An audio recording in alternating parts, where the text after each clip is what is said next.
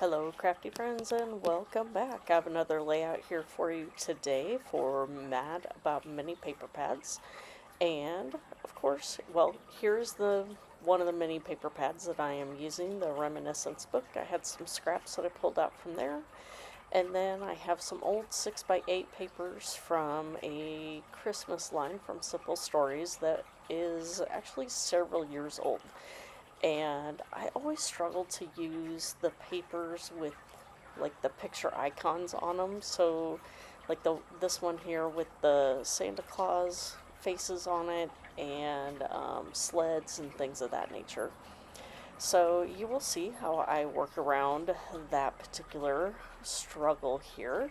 I started out with bigger squares and then realized that because of the size of my page, I did need to trim them down to 2-inch squares, and so I am creating a grid layout here for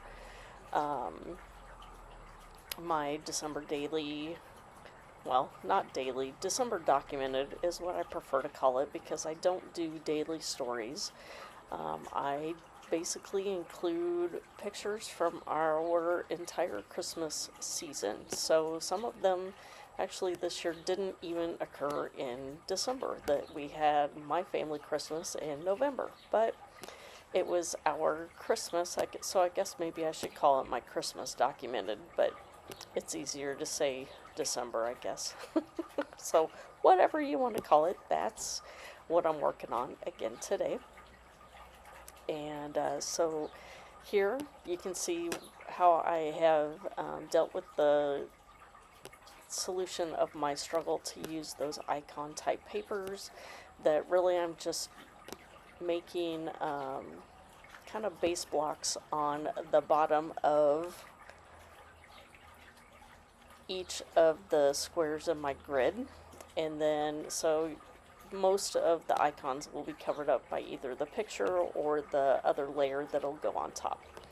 So here, again, I have continued my use of either heat embossing or some kind of mixed media in gold on my pages. And so this time I thought I would try, I think this is a technique I have seen Sandy Reversky use with State Goddess, just dragging her paper sides on an embossing ink pad and then dipping it into the embossing powder, and so it just kind of gives like a gilded edge along the edge of my papers. And so on each of the squares I only did 2 sides. I just did it randomly, so there will just be a touch of gold throughout this page here. So here you can see I'm kind of placing everything back on, and I'm just putting those squares on in a wonky manner, and then the picture, one picture to each section of the grid. So on this tiny, this page is less than 6x8, and so I'm getting 6 pictures on this page. I'm not sure if I explained this on my previous, on the back side of this layout, but as you may or may not be able to tell that there's a piece of acetate that I have attached to the side of this page, because when I was creating the other side, I realized that I didn't leave room to punch holes to put it in my album. So my solution was to cut a piece of the acetate, punch holes in it, and attach it to the back. And originally I was going to somehow find a way to disguise the tape on the back that attaches the acetate, but once I started working on this page, you really couldn't notice that the tape line that attaches it anyway, so I think it worked out fine.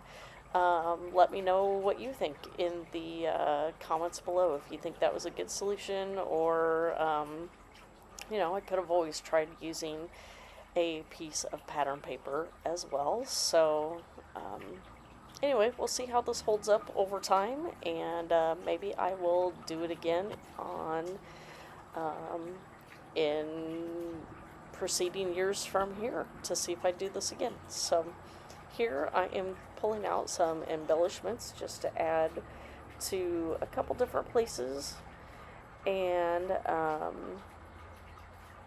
some, oh, well, they were chipboard pieces from the enamel dots. And so here is where I am getting ready to stick everything down.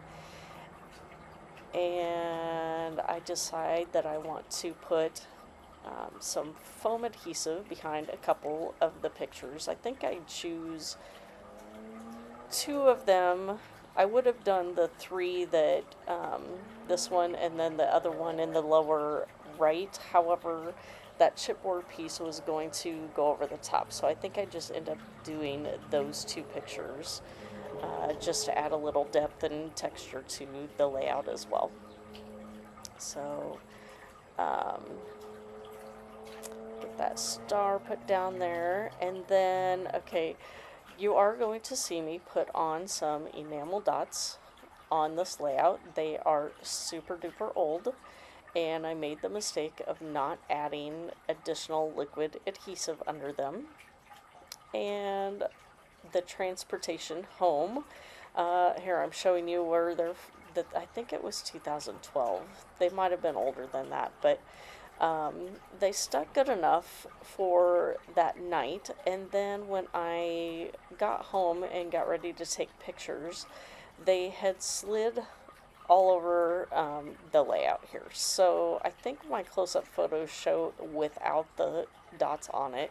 However, I do plan to go ahead and add those back on eventually when I go through and do the final touches. So, if you have any questions for me, leave those down below. Otherwise, thanks for stopping by, and we will see you next time. Bye.